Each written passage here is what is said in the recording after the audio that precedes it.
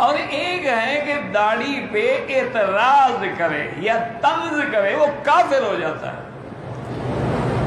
फिर वो गुनाह नहीं, वो कुफ्र है, वो तो काफिर हो गई, निकाह ही खत्म हो गया, फिर बीवी रखने की क्या जरूरत है?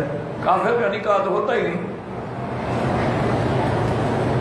अगर इसी तरह आदमी देखे, कई लोग मैंने भी देखे हैं कि उनको कौन भी चलो यार जल्दी कर, और यार मैंने अभी शेव नहीं की, देखा नहीं बाल बड़े अच्छे नहीं लग रहे, इसका मन है वो दाढ़ी को बुरा समझ रहा है, वो काफिर हो गया। हुजूर की सुन्नत को बुरा समझना, एतराज करना जो है वो तो कुफ्र है।